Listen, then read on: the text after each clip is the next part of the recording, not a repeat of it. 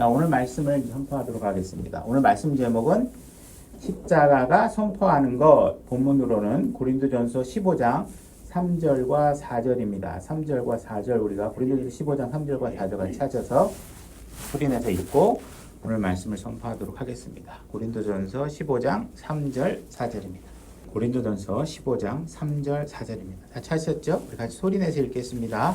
준비 시작. 내가 또한 받은 것을 무엇보다 먼저 너희에게 전하였노니 그것은 곧 성경 기록대로 그리스도께서 우리의 죄들로 인하여 죽으시고 묻히셨다가 성경 기록대로 셋째 날에 다시 살아나시고.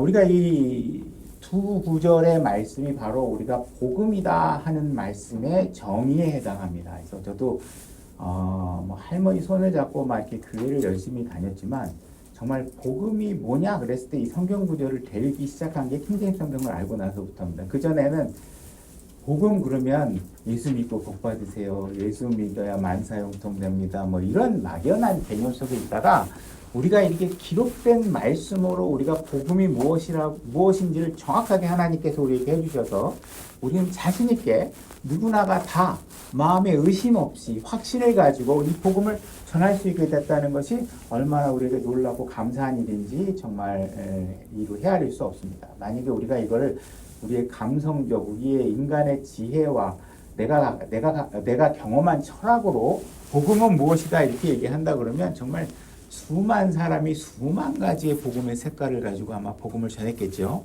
그래서 아직도 이 기록된 말씀에 대한 신뢰보다는 본인이 갖고 있는 상상과 어떤 잘못된 교리적 논리, 자기가 신뢰하는 목사의 주장을 더해서 이 하나님의 말씀을 왜곡하거나 잘못 믿고 있는 사람들이 굉장히 많다는 것입니다. 그러나 우리가 이 기록된 말씀을 통해서 우리가 말씀을 신뢰할 때만이 우리가 분명하게 아주 깨끗하고 오염되지 않는 복음의 메시지를 여러분들이 받아들일 수 있다는 것입니다. 여기다 더할 것도 없고 여기서 뺄 것도 없습니다.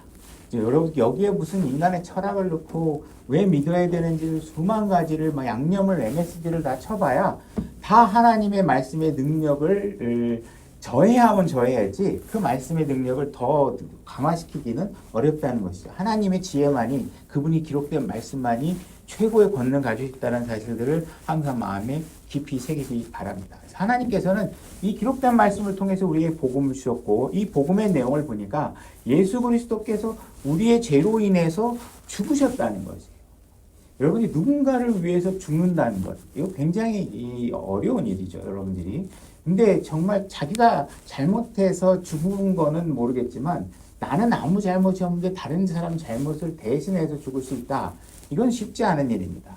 하나님께서 예수 그리스도께서 그 인간의 몸을 입고 이 땅에 오셔서 우리를 위해서 죽으셨다는데 이 말씀이 멈추지 않고 그분께서 다시 셋째 날에 살아나셨다. 이것이 정말 놀라운 메시지인 것이죠. 그분의 부활이 없었다면 우리의 기독교는 다른 종교와 다를 바가 없었을 것이에요. 그러나 예수 그리스도가 죄 없이 죽으신 뒤에 그분이 죄가 없다함을 인증받을 수 있는 방법이 무엇이냐? 그분이 다시 살아나는 거예요. 왜? 죽을 수 없는 존재이기 때문에 죄가 없다라는 건. 그래서 하나님은 예수님만이 그분의 능력에 오염 없이 예수 그리스도를 살릴 수 있었던 이유는 그분이 전혀 죄가 없이 살고 죽으셨기 때문에 그렇게 하실 수 있다라는 것이죠. 그래서 그분이 부활하셨다는 것. 그리고 우리가 그분의 부활에 동참할 수 있게 해주셨다는 것. 이것이 바로 기독교가 갖고 있는 놀라운 메시지라는 것입니다. 이렇게 예수님께서 우리를 위해서 정말 그 창세전에 세상의 기초가 놓이기 전부터 우리의 구원 계획을 갖추고 계셨고 그분이 이 땅에 내려오셔서 정말 인간에게 갖은 모욕을 당하시고 그죠? 그를 죽이려고 음모를 꾸미는 사람들 그죠? 예수 그리스도가 한 일이라는 건 진리를 가르쳐주고 그들에게 생명을 주고자 이 땅에 왔는데 주변 사람들이 예수 그리스도를 향해서 한 일들은 온갖 모략과 비난과 침뱉음과 그죠? 이런 것들로 가득 차 있는 세상에서 예수 그리스도가 이 땅을 살아가면서도 그들에게 악한 마음 하나 품지 않고 그들을 향한 분노 하나 품지 않고 그들을 향해 오히려 긍휼한 마음과 그들의 죄를 용서해 달라고 하는 마음으로 이 땅에 살아가셨다는 것입니다. 우리가 바로 본받아야 할 것들이 바로 이런 모습이 있는 것이죠. 우리는 절대로 누군가가 나를 비난하고 모욕한다고 해서 똑같이 맞대응하시면 안 된다는 것입니다. 이것이 바로 성경이 우리에게 강력하게 메시지를 보여주면서 너희가 닮아야 할 모습이 바로 이 모습이라고 우리에게 얘기해주고 있는 것이죠. 이렇게 아름답고 거룩하고 정말 예수님만이 할 수 있는 이런 귀한 일들을 해주셨는데, 만약에 이러한 사실들을 여러분들이 알지 못했다면 여러분들은 구원받을 수 없었을 것이고, 여러분들이 구원받았다 하더라도 여러분들이 그것을 누군가에게 전해주지 않았다면 다른 사람들은 그 사실들을 알고 구원받을 수 없는 상황에 놓이게 되는 것이죠. 그죠? 그래서 많은 사람들이 우리가 알고 있는 이 놀라운 사실을 사람들은 몰라서 영원한 생명에 들어가지 못하게 되는 경우가 너무 많다라는 것입니다. 그래서 이런 놀라운 복음의 메시지는 어떻게 돼야 되느냐? 전해져야만 한다는 거예요. 전해져야만 한다. 그죠? 이게 전해지지 않으면 이 예수님께서 이루어내신 이 놀라운 일들이 다른 사람들에게 영향을 전혀 미치지 못하고 이게 된다는 사실입니다. 우리 다시 15장 1절을 한번 제가 읽어보도록 하겠습니다. 또한 형제들아, 내가 너희에게 선포한 복음을 너희에게 밝히 알리노니 너희 역시 그 복음을 받았으며 또 그 가운데 서 있느니라. 우리가 복음이라는 메시지를 받고 그 복음으로 인해서 여러분들이 구원을 받고자 한다면 무엇을 믿어야 되냐면 바로 바울이 전한 복음. 바울이 로마서를 통해서 서신서를 통해서 정확하게 정의하고 있는 말씀. 그 다음에 우리가 읽고 있는 고린도전서 15장 3절 4절에 있는 말씀. 이 말씀을 여러분들이 믿고 그 말씀 가운데 서 있어야지만이 구원이 이루어진다는 사실을 여러분들이 아셔야 돼요. 2절. 너희가 만일 내가 너희에게 선포한 것을 기억하고 헛되이 믿지 아니하였으면, 많은 사람들이 복음을 믿는다고 하긴 하는데 어떠한 상황이 있냐면 헛되이 믿는 사람들이 많이 있더라는 거예요. 그죠? 그래서 이 바울은 제발 헛되게 믿지 마라. 무엇을 믿어야 되느냐? 내가 너희에게 선포한 것을 믿어라. 바울이 선포한 것을 믿어라. 이렇게 얘기하고 있는 것이죠. 그 복음으로 너희들은 구원을 받았느니라. 이 고린도 사람들은 헛되이 믿지 않았고 그 사실을 칭찬하고 있고, 너희가 구원받은 사실들은 무엇 때문이냐면 헛되이 믿지 않았기 때문이다. 그래서 고린도 교회 사람들은 바울이 선포한 복음을 믿었고 그들은 헛되이 믿지 않았고, 바울이 전한 복음이 무엇인지를 정확하게 기억해내고 그 말씀 위에서 구원을 받았다. 이렇게 얘기하고 있는 것입니다. 하나님께서는 예수 그리스도를 통해서 십자가에서 우리 죄로 인해 죽으시고 묻히시고 다시 부활하신 사건들을 만들어 놓으시고 우리 죄를 해결할 수 있는 일들을 완성해 놓으시고, 그 사실을 바울과 그 복음을 알고 있는 사람들을 통해서 전하게 하셨고, 그 복음을 전하는 당시에, 그 초대교회 당시에 그냥 말로만 전한 것이 아니라 어떻게 했냐 하면 수많은 증거와 증인들을 함께 제시하면서 이 복음을 전했다는 거예요. 자, 5절부터 제가 또 읽겠습니다. 예수님께서는 부활하신 뒤에 어떤 상황들을 만들어 놓으셨냐? 게바에게 보이시고 다음에 12제자에게 보이셨습니다. 그러니까 예수 그리스도의 부활이라는 것은 목격자가 있다는 것이에요. 그죠? 게바가 누구냐면 베드로입니다. 베드로가 받고 나머지 12제자들이 다 받고, 그 뒤에 그분께서 500여 형제에게 한 번에 보이셨느니라. 증인이 적어도 500명 이상이 될 수 있다는 것이죠. 그죠? 500명 이상의 사람들에게 예수 그리스도가 부활했다는 사실들을 목격하게 했다는 거예요. 그러니까 복음의 메시지가 그냥 주장으로서 끝난 것이 아니라 뭐예요? 증거와 함께 제시되고 있다. 수많은 사람들의 증언과 함께 제시되고 있다는 것이죠. 그 중에 대다수는 이때까지 남아있고 어떤 사람들은 잠들었느니라. 그래서 바울이 복음을 전할 당시에 예수 그리스도의 부활을 목격한 사람들 중에 뭐 나이나 사건이나 사고를 통해서 죽은 사람들도 있을 것이고, 대부분은 살아서 맞아, 바울이 증언한 게 맞아, 나도 예수 그리스도 부활한 거 봤어 하면서 이 증언들이 함께 이루어지고 있다는 거예요. 그 뒤에 그분께서 야고보에게 보이시고 그 다음에 모든 사도에게 보이셨으며, 맨 마지막에는 정한 때를 벗어나서 태어난 자 같은 내게도 정한 때를 벗어나서 태어난 자 같은 내게도 보이셨나니. 그래서 사도 바울은 예수 그리스도의 당시의 모든 상황들을 목격했지만 사도로서 목격한 것은 아니었고 교회를 핍박하는 사람으로서 목격했죠. 그 뒤에 나중에 사도가 된 사람입니다. 그래서 때에 늦게 이 일에 동참하게 된 사람이죠. 나는 사도 중에서도 가장 작은 자 아니라 가장 작은 자고 내가 하나님의 교회를 핍박하였으므로 사도라 불리기에 합당치 못하되 하나님의 은혜로. 바울이라는 사람을 보면 누구보다도 구원받을 수 없는 조건에 있는 사람이죠. 왜? 예수 그리스도를 핍박하고 예수 그리스도뿐만 아니라 예수 그리스도를 믿는 사람들을 다 잡아다가 그냥 감옥에 가두고 죽이기까지 하는 일을 앞장서서 했던 사람. 근데 이 사람이 구원을 받았다는 건 뭘 입증하는 거예요? 하나님은 은혜가 많으신 분이다. 우리의 행함이나 우리의 노력이나 우리의 잘남이나 우리의 의를 갖고 구원하시는 게 아니라 그분 앞에 나의 부족함과 나의 연약함과 나의 죄인됨을 고백하는 순간 우리는 구원받게 되는 것이다. 이 사실을 지금 보여주고 있는 것이죠. 하나님의 은혜로 내가 지금의 내가 되었으니 내게 베푸신 그분의 은혜가 헛되지 아니하여 내가 그들 모두보다 더 많이 수고하였느니라.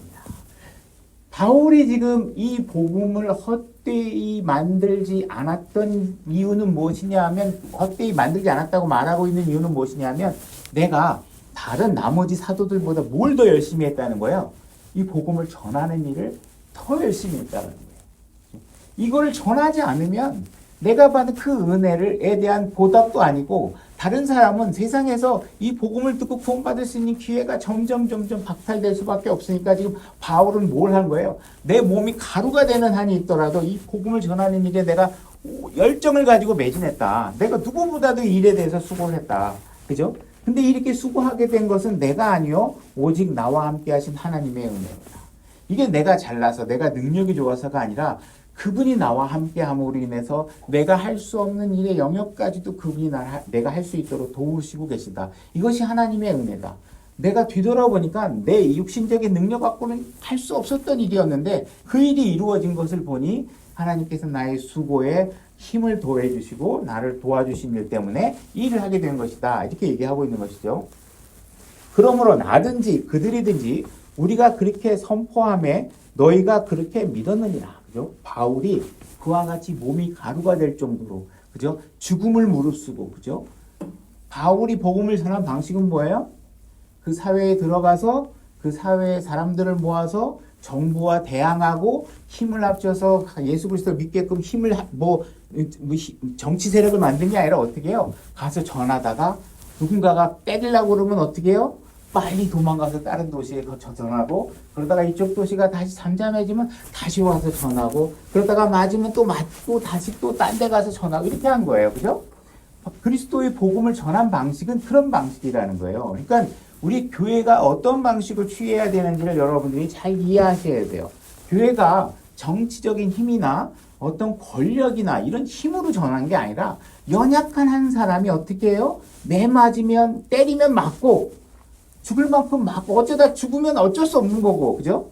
그러나 살려주시면 어떻게 해요? 다른 데 가서 전하고 지금은 아니구나. 여기 너무 지금 핍박이 너무 심하고 딴 데 가서 전하고 딴 데 가서 전하다가 이쪽에 다시 총독이든 그 지역 관리가 바뀌거나 해서 좀 뭔가 좀 분위기가 괜찮으면 다시 가고 그죠? 이와 같은 방식으로 해서 자기 몸이 가루가 될 때까지 전했다는 것이에요.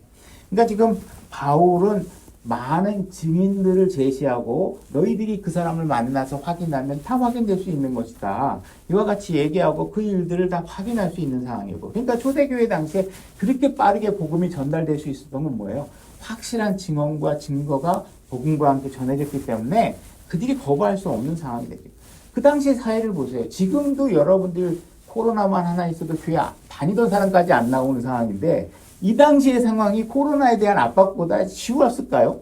정말 그 당시에는 정말 모든 세상의 온갖 종교 속에서 가족이라는 테두리 안에서 한 사람이 기독교인이 됐다는 게 얼마나 괴롭고 그 상황을 견디기 힘든 상황이에요. 근데 그 가족들부터 다 버림받을 걸 각오하고 예수 그리스도를 믿었다는 건 이건 보통 일이 아닌 것이죠. 그죠? 그런 일들이 벌어질 수 있다는 거면 이들에게 확신을 가질 수 있을 만한 확고한 증거들과 말씀의 메시지들이 어우러져서 그들이 믿을 수밖에 없었다는 거예요. 근데 이렇게 믿을 수밖에 없게 만든 일들은 아무리 놀라운 일이라도 뭐예요? 내가 선포하고 그들이 선포한 것을 믿었기 때문이라고 얘기하고 있어요. 선포하지 않으면 안 된다는 것이죠. 우리가 10절을 다시 한번 보게 되면 내가 그들 모두보다 더 많이 수고하였으나 이렇게 돼 있죠. 바울은 자기가 은혜로 구원을 받았다. 은혜로 이 일을 하고 있다. 하나님께서 우리를 구원하신 이유가 무엇이냐 하면 그냥 구원받고 하늘나라 가도록 한 게 아니라 뭐예요? 내가 은혜로 구원을 받으면 그 다음에 하나님께서 날 뭘로 사용하시고자 하는 거예요? 복음을 전하는 수고의 그리스도의 대사로서의 역할을 우리가 하도록 하기 위해서인 것이죠. 그것이 우리에게 선한 일이고 예수 그리스도를 나타낼 수 있는 일이기 때문에 우리를 구원하신 이유는 무엇이냐? 우리를 선한 일에 사용하고자 우리를 구원하신 것이고 여러분들이 선한 상태가 되도록 만들기 위해서 하나님께서 우리를 구원하셨다. 이 사실을 얘기하고 있는 거예요. 그래서 지금 바울은 내가 누구보다도 더 수고해서 이 일을 하고 있는 거다. 이게 하나님께서 나를 통해서 원하시는 일이기 때문에 내가 그 일을 하고 있다. 여기 지금 본문을 우리가 읽으면서 두 가지의 헛됨을 얘기하고 있습니다. 헛되이 믿는 것, 내가 헛되이 복음을 전하지 않는 일을 하지 않았다. 이렇게 두 가지 얘기를 하고 있어요. 그러니까 첫 번째 얘기는 뭐냐면 고린도 사람들이 뭔가 예수 그리스도를 잘못된 개념을 가지고 믿었다. 이러면 그들은 구원을 받을 수 없습니다. 이건 헛된 믿음이에요. 예수 그리스도를 믿었는데 그게 예수 그리스도의 죽으심과 묻히심과 다시 부활하심을 믿은 게 아니라 예수님이 나에게 복 주시는 분이야. 우리 예수님은 내 아들 대학 보내줄 수 있는 분이야. 이거 믿으면 여러분들이 구원이 이루어져요? 안 이루어져요? 안 이루어져요. 그죠? 예수님은 내 마음에 평안을 가져다 주시는 분이야. 이거 믿으면 구원이 돼요? 안 돼요? 안 돼요. 여러분들을 뭔가 윤택하게 만들어주는 예수 그리스도를 믿으면 여러분들 구원을 받은 게 아니에요. 그죠? 여러분들은 뭘 믿어야 돼요? 내가 죄인이구나. 지금 당장 죽어도 지옥에 갈 수밖에 없는 죄인이구나. 이 사실을 알고 그 일을 해결하신 분이 예수님이고 그 예수님께서 어떤 방식으로 우리에게 복음을 제시하셨느냐. 그 사실을 믿어야 돼요. 예수님이 기절했다고 믿는다거나 그분이 십자가에서 몰래 도망갔다가 뭐 어디 인도에 가서 살다가 오셨다거나 뭐 이런 거 믿으면 여러분들이 구원을 못 받았다는 거예요. 그죠?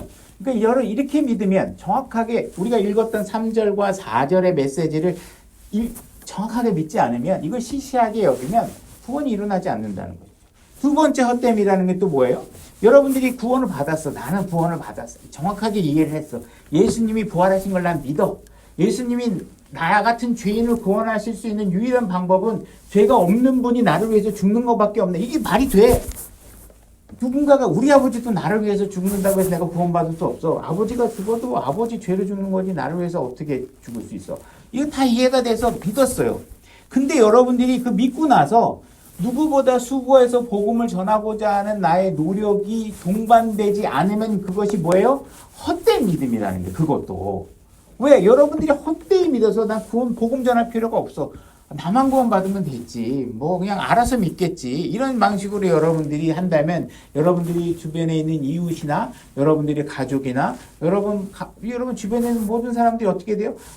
구원받을 수 있는 기회를 여러분들이 제공하지 못하고 있는 거예요. 하나님께서는 여러분들을 구원하시고 그 기회를 다른 사람에게도 나누어 주도록 하고 있는데 그것을 하고 있지 않다면 여러분들은 헛되이 믿는 것이죠. 그래서 두 가지 헛된 믿음을 얘기하고 있는 것이다. 잘못 믿었거나 믿었는데 복음을 전해야 된다는 의무감이 여러분한테 생기지 않는다거나 이것은 정말 잘못된 것이죠. 오늘날 많은 교회들이 지금 노령화가 돼가고 있습니다. 제가 지역 모임에 교회 모임은 아니지만 사회 모임에 교회 장로가 있어서 나중에 보니까 그 뭐 식당에 막 사람들이 왔는데 전부 다 막 80대 막 이런 다 그냥 제대로 걷지도 못하시는 지팡이 들고 오시는 분이 몇십 명이다. 그 교회 성도라는 거예요. 여러분들이 만약에 이 복음의 메시지를 전하는 일에 대한 수고를 하지 않는다면 이 교회가 어떻게 되겠어요, 여러분? 새로 다음 세대를 이어갈 사역자를 길러낼 수 있는 방법이 뭐가 있겠어요? 많은 사람들이 세상적인 탐욕으로 그냥 직장에 가서 일하는 것보다 목사가 좀 좋은 것 같아. 이런 방식으로 목회자가 되고자 하는 사람들로 세상에 가득 차 있고 자기를 갈아넣고 자기를 헌신시키고 자기가 희생해가면서 하나님의 말씀에 순종하고자 하는 정말 하나님의 목사들은 하나도 없고 그냥 어떻게든지 폼 잡고 애헴거리고 다니고 싶고 목사가 멋있어 보이고 그냥 대형 교회 목사들만 머릿속에 상상이 있어가지고 그런 일에 매몰되어 있는 사람들만이 가득 길러낸다면 정말 뭐예요? 구원받은 사람보다 목사가 더 많은 상황이 되면 이게 거짓 사꾼들만 다 길러낸다 그러면 이게 처참한 일이겠죠. 그래서 이 복음이 너무나도 단순하고 쉬운 거지만 모르는 사람에게는 일을 할 수 없다라는 거예요. 일을 할 수 없다라는 거예요. 그걸 알려줘야 그들이 믿을 수 있죠. 그들이 믿을 수 있죠. 그죠? 고린도전서 1장 17절로 가보겠습니다. 고린도전서 1장 17절 제가 읽겠습니다. 그리스도께서 침례를 주라고 나를 보내지 아니하시고 복음을 선포하라고 보내셨거니와 이렇게 얘기하고 있죠. 바울은 뭐 침례를 준 적도 있지만 바울의 주던 목적은 뭐예요? 복음을 전하는 거예요. 왜? 침례를 준다고 해서 구원받는 게 아니에요. 침례는 구원받은 사람들에게 베풀 수는 있지만 우리가 복음을 전해야 그들이 구원을 받는데 그 복음을 전하는 사명을 지금 바울이 안고 있고 그것이 나에게 책무로 주어졌다는 사실을 알고 있고 지금 바울이 온 몸을 갈아 넣으면서 헌신하면서 모든 시간과 모든 삶의 수명을 단축해가면서까지 그가 하고 있는 건 뭐예요? 복음을 전하는 일을 하고 있다. 그죠?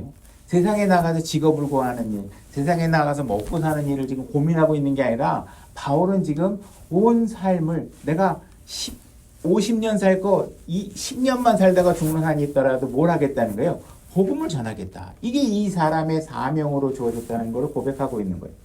이 일을 말의 지혜로 하지 아니함은 그리스도의 십자가가 무효가 되지 않게 하려 함이라.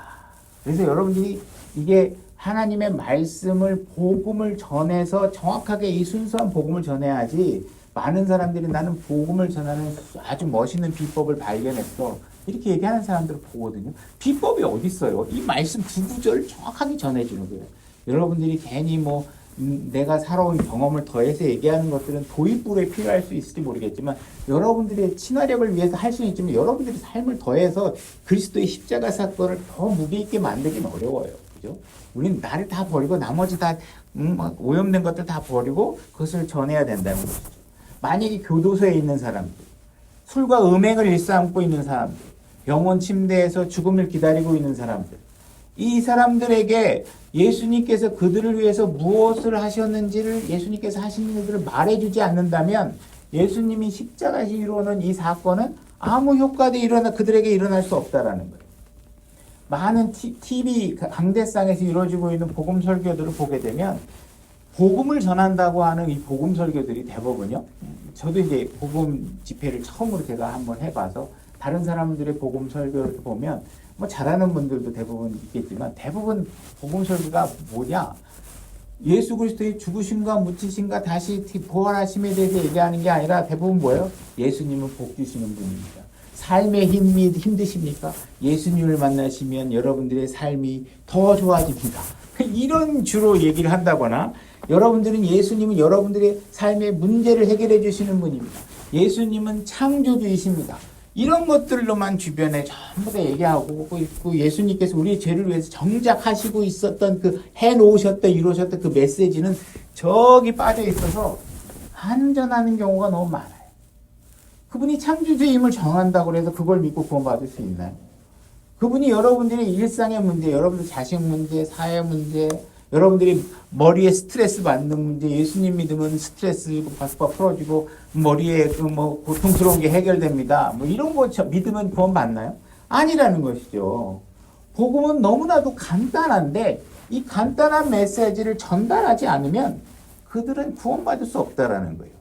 사람들은 성경을 인용하지 않으려고 하고 있고 실제로 본인이 성경을 설교하면서도 성경을 신뢰하지 않고 자신의 지혜와 오늘 내가 오늘 복음 설교 잘했지 이러면서 자기의 말의 능력과 지혜를 신뢰하는 분들이 너무 많다라는 것이죠. 내가 무식함을 드러나더라도 이 예수 그리스도가 우리의 죄로 인해 죽으시고 묻히시고 부활하셨다는 메시지만 전달해도 금은보화를 전달하는 거예요. 그죠? 나머지 얘기 다 잘못했어도. 그러니까 그 사실을 정확하게 우리가 빼놓고 전달하게 되면 이게 복음을 헛되이 믿게 만들거나 헛되이 전달하거나 등등 여러 가지 부작용들이 생길 수 있다. 이런 사실을 여러분들 아셔야 돼요.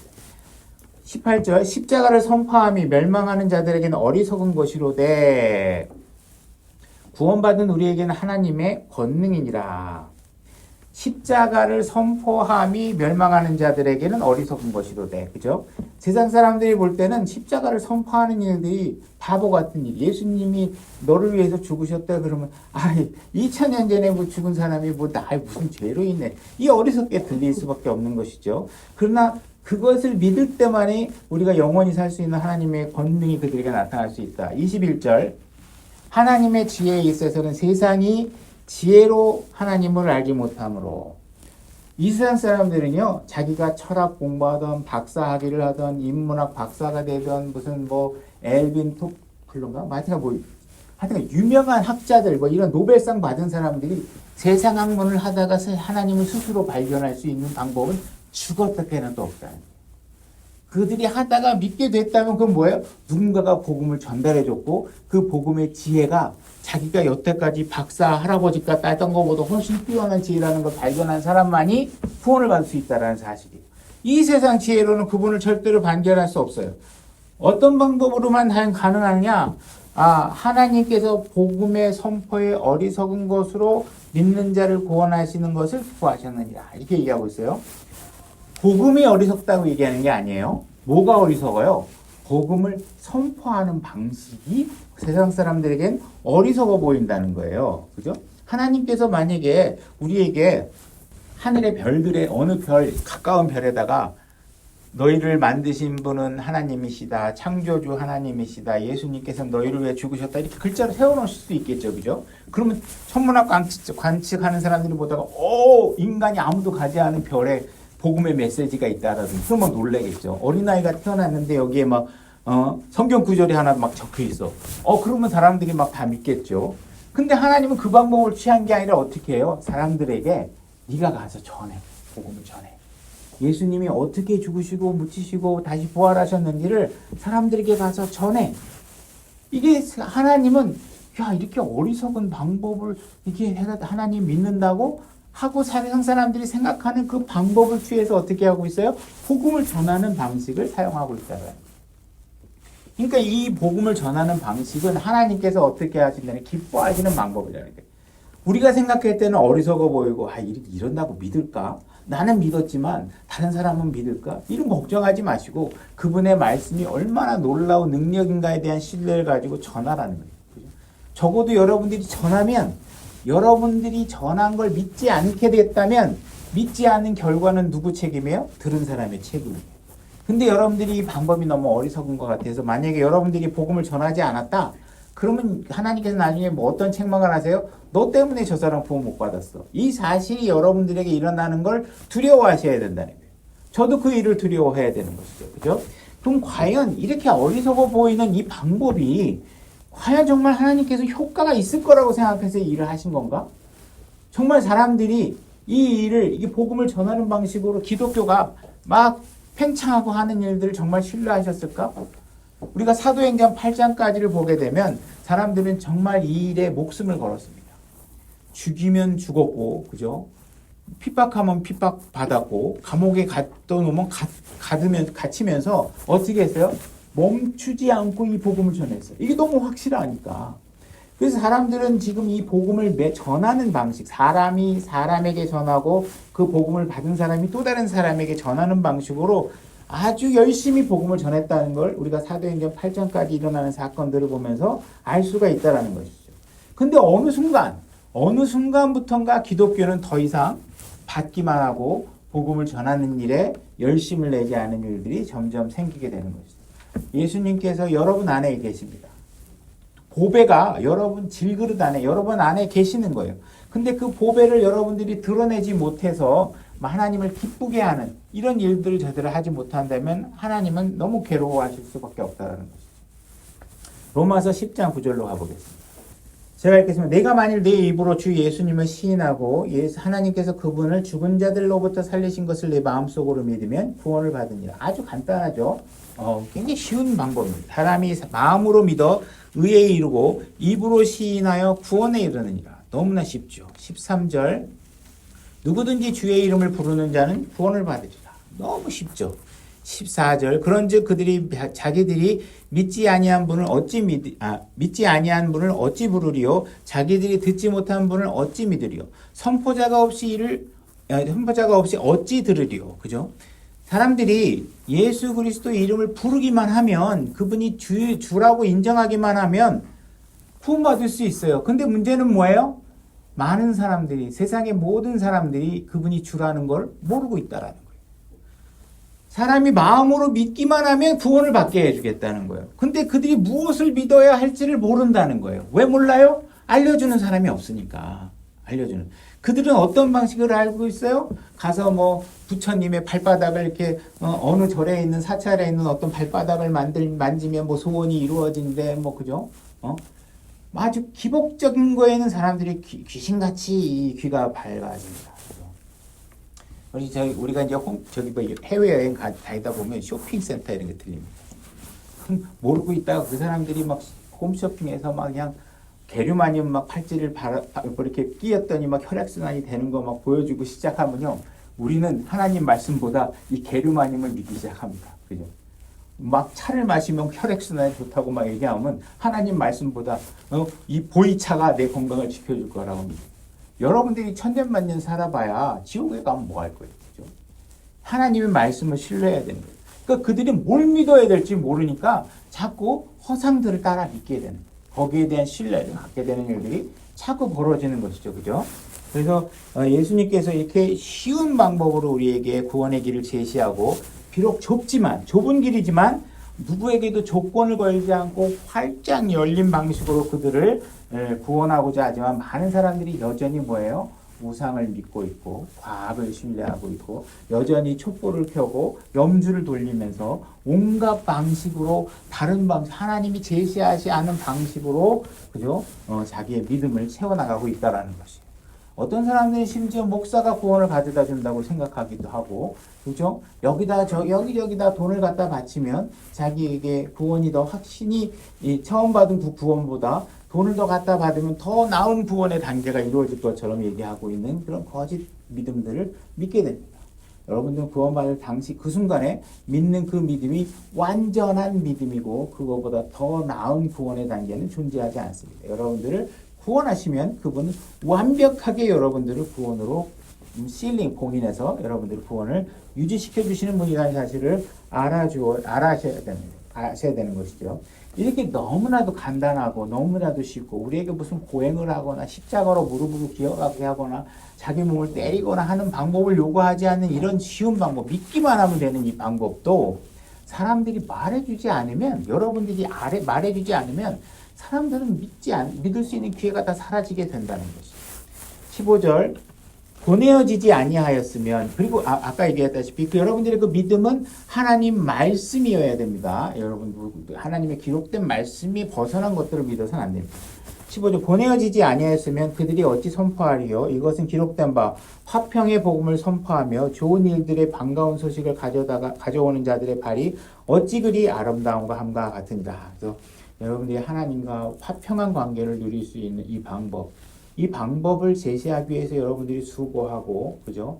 온 시간과 여러분들의 삶과 육신의 모든 노고를 갈아 넣는 일들이 하나님 보시기에 너무 아름다운 일이라고 얘기하고 있는 것이죠.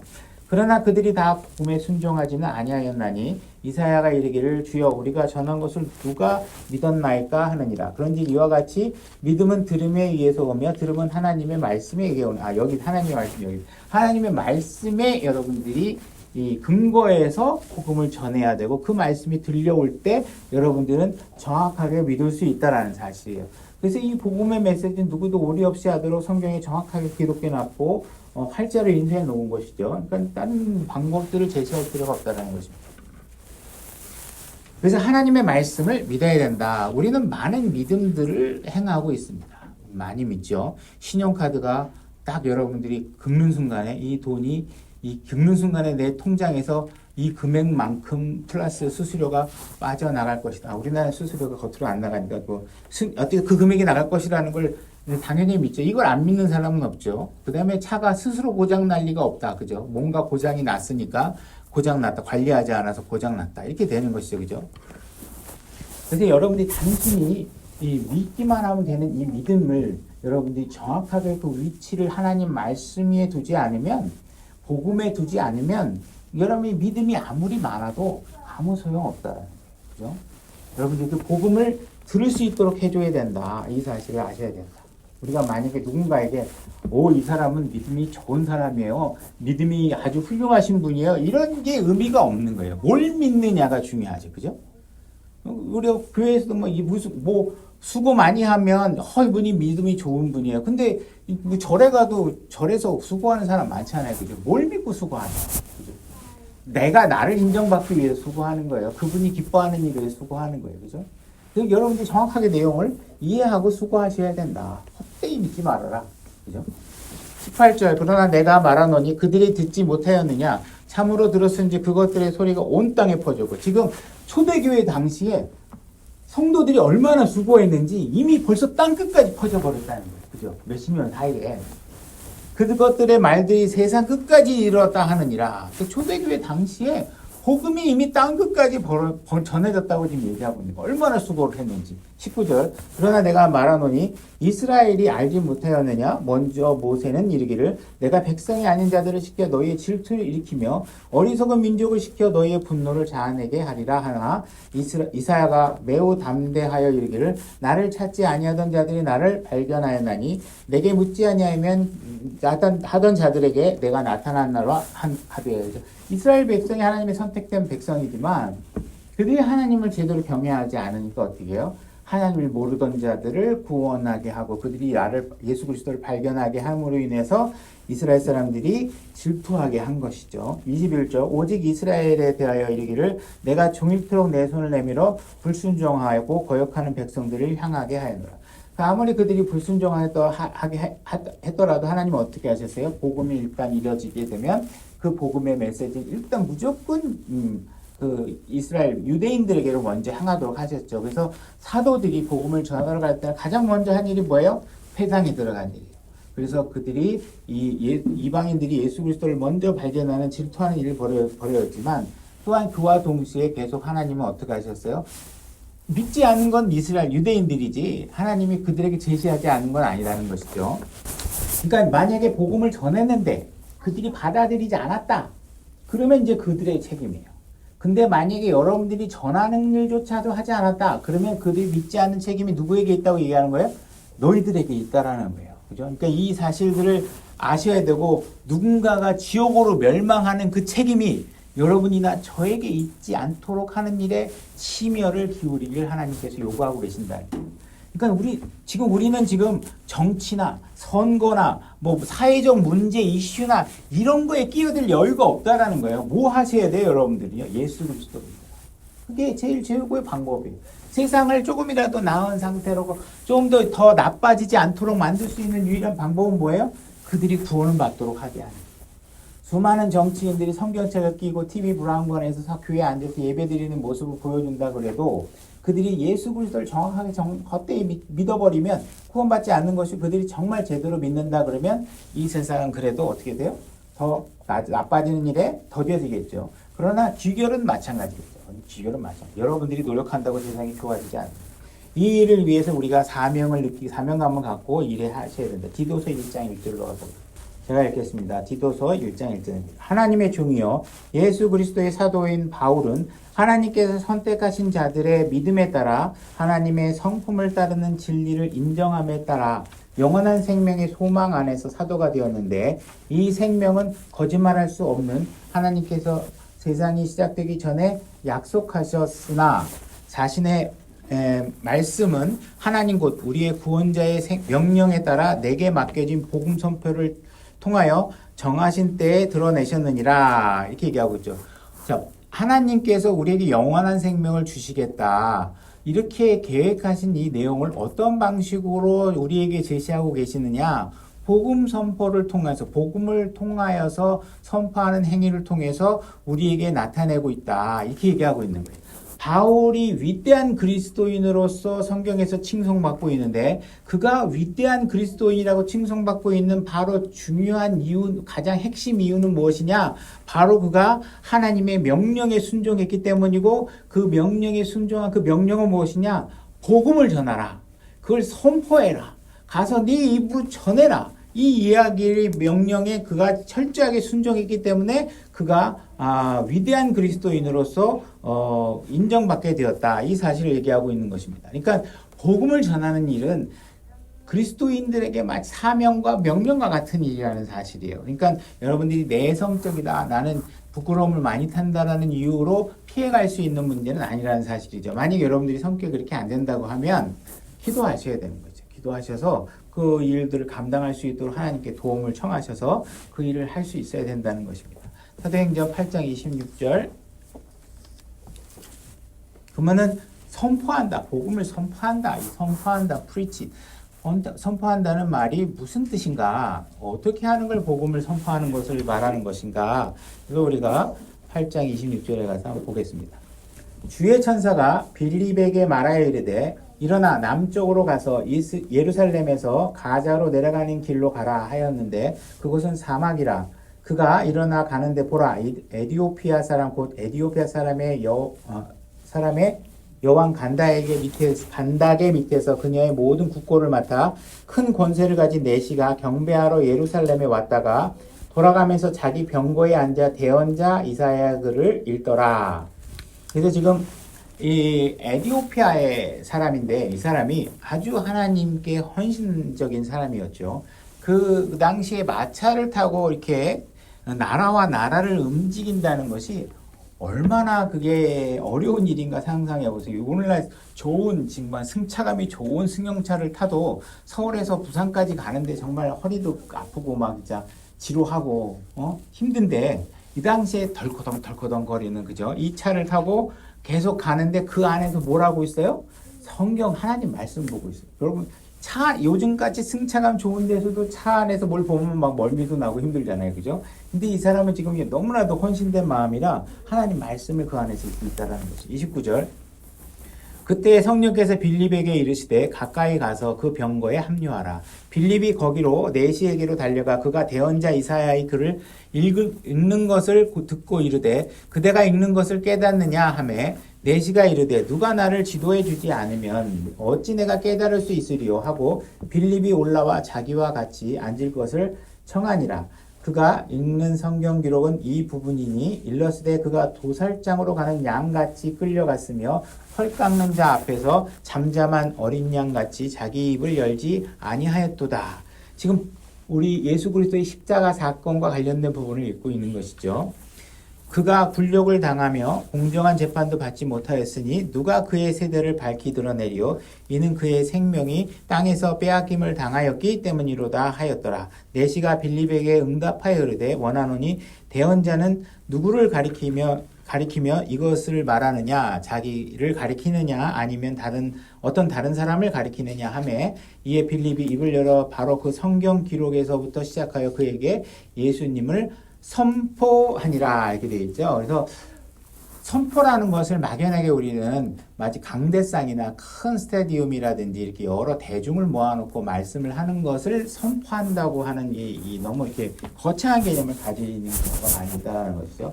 성경에서는 선포했다는 장면에서 기록하고 있는 선포하는 장면이 뭐냐면 1대1로 앉아가지고 예수님은 어떤 분이야? 예수님이 당신을 위해서 뭘 하셨던 분이야? 왜 예수님이 이렇게 십자가에 죽을 수밖에 없었는지 성경은 이렇게 얘기하고 있어. 이걸 전해주는 게 선포예요. 그죠? 그러니까 선포한다라는 말 자체를 너무 이렇게 목사님이나 하는 거거나 무슨 여러 대중 집회 앞에서 하는 걸로만 여기지 마시고 선포해라 하는 이야기는 뭐예요? 사부작 한 사람 친구들 만났을 때 그 사람들에게 하나님 말씀을 전해주고 그 중에 듣지 않는 사람들에게는 어쩔 수 없지만 듣고 않은 사람들에게는 점점 강도를 더해가며 성경을 펴서 예수 그리스도가 어떤 분인지를 알려주는 일을 선포라고 한다. 그러니까 꼭 경기장 같은 데서 큰 데서 하는 게 아니라 직장에서 휴게실에서 친구와 차를 마시면서 이런 자리에서도 얼마든지 복음을 선포할 수 있다. 이렇게 얘기하고 있는 것이죠. 그래서 복음을 만약에 전한다 하면 첫 번째 무엇이 있어야 되냐면 복음을 전하는 사람이 복음이 무엇인지를 정확하게 알고 있는 사람이 전해야 된다. 복음이 뭔지도 모르는 사람이 복음을 전하면 뭐예요? 이 문제가 심각해지죠. 제대로 전해지지 못하는 상황이 벌어지는 것입니다. 그래서 여러분들이 소심하든 무관심하든 자신이 없든 여러분들이 복음을 정확하게 이해하고 복음을 잘 전할 수 있도록 여러분들이 기도로 준비하시는 일을 하셔야 되고 언젠가 기회가 주어졌을 때 복음을 정확하게 너무 잘하려고 할 필요 없이 예수님께서 뭘 하셨는지를 정확하게 그들에게 전해주면 성령님께서 그의 삶에서 같이 일하시고 여러분들이 뿌린 말씀의 씨앗이 언젠가 뿌리를 내리게 되는 일들이 벌어지게 된다는 것이죠. 그래서 하나님께서는 여러분들이 만약 구원을 받으면 구원받은 즉시 여러분들에게 요구하고 있는 의무가 있는데 그것이 무엇이냐? 바로 다른 사람들에게 가서 그 복음을 전해라. 여러분들은 구원받는 즉시 대사로서 그죠? 복음을 전하는 일을 하나님께서 요구하고 계신다는 사실을 아셔야 돼요. 때로는 사람들이 나는 많은 답변에 준비되지 않아서 이런 질문을 하면 전 답변을 잘 못해요. 이렇게 하실 수 있는 분들이 계시겠죠. 그러나 성경에서 얘기하고 있는 건 뭐예요? 우리는 복음을 전하라고 얘기한 거잖아요. 그러니까 그 사람들이 수만 가지 궁금증, 호기심 천국처럼 답변해 줄 이유가 없다라는 것이.